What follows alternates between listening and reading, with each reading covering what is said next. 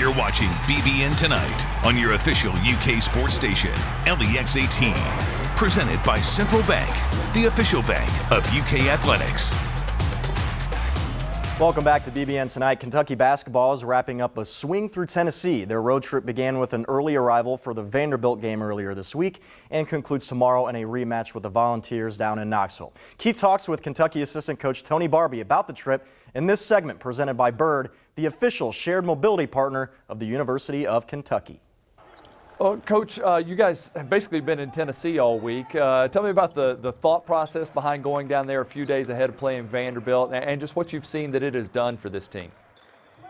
Well, it was a little different. We had to probably beat the storm out of town that was coming across this region, or else we probably wouldn't have made it down to Nashville for the game. So it was a little different coming down on Sunday evening, but it just gives us an extra little time for this team to bond, which was, it's been unusual this year that we haven't had our normal bonding time where you see the team gel and different activities outside of basketball. So now to get them in a hotel where you can't go outside because of the weather here and everything is closed down in Nashville.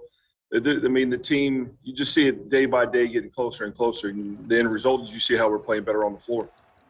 Has Davion become that go-to guy and that guy that, Jacob said last night he feels like every shot he takes is going to go in. I mean, is he becoming the guy for this team?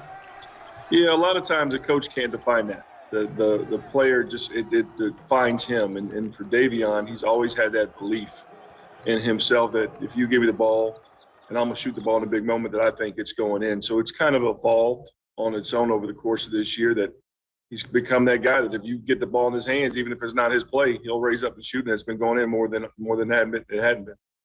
We've seen some guys turning the corner, and really it seems like the light bulb's coming on. Let's start with a couple of the freshmen. Isaiah Jackson and B.J. Boston really seem like different players in the last week, 2 weeks. Yeah, again, Keith, we've talked about it all year long. It's been an unusual year. The freshmen in particular have really, really missed out on our typical off-season program that we weren't allowed to have because of COVID. They missed out on all those non-conference games that you get to build your confidence as a young college freshman, which is what these kids are. They're not grown men yet. They're not, professional adults. They're young college kids trying to figure out this thing in a very, very unusual year. So they missed out on all those opportunities to grow gradually, like you've seen all of our guys over the years been able to do. And so the process has been slowed down for them. And this is kind of that timetable now that they're figuring it out. Their college game, the intensity of it every single night, every single possession. And then they're putting in the extra work, which they've done all year, but that's what our guys do. And that's when you see our freshmen bloom, probably a little earlier than they have in the past, but this is about normal for this time of the year. And a guy that's not a freshman, but Jacob Toppin had a big game against Vanderbilt. He seems like he's gained some confidence in taking that shot where he wants it. Yeah, all three of those guys. I mean, when you come into the office early in the morning, there's a bunch of guys in the gym working on their own, getting on the gun. You come into the office late at night after practice, you see a bunch of guys back in the gym on their own working, and those three are usually in that group. And then there's no question the end result is going to be they're going to play better over time, and that's Jacob. Jacob has really worked on his game.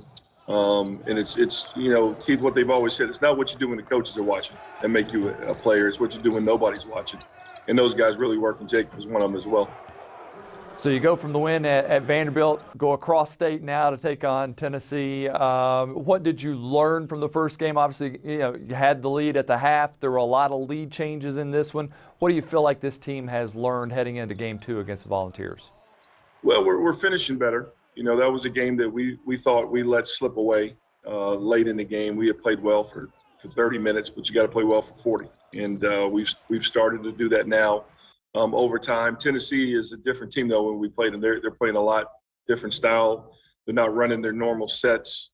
They're playing more open basketball, just playing freedom off of dribble drive kind of actions. They're posting their guards.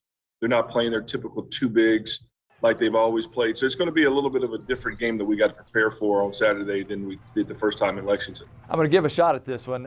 You're sitting at 6-7 in the SEC. If you could run the table, you'd be at 10-7, and that puts you pretty close to, especially with 3 teams ahead of you that you play, being in that top 4, which would be crucial for this team heading into the SEC tournament. Keith, can we just worry about Tennessee on Saturday? See, I said I was going to try. It was a good try. It was a good try, but we got to focus on, the old typical coach speak, one game at a time. But that's really important with this team, is it's still trying to grow and develop, and it's not a finished product yet. But it would be neat to think ahead that far. We got to get this next one first. See, I didn't even try and get you to talk about the Keon Brooks last night because I don't want you getting fined or suspended. So I left that one alone. But I thought I could get you on that one. Coach Barbee, thanks so much for your time and good luck against Tennessee. Talk to you soon. Thanks, Keith. Next game mentality. All right, coming up next on BBN tonight, we'll talk more Kentucky-Tennessee with our guy, Jack Goose Givens. The UK Sports Network analyst joins us with his thoughts about the game and other developments with the team. We'll be right back.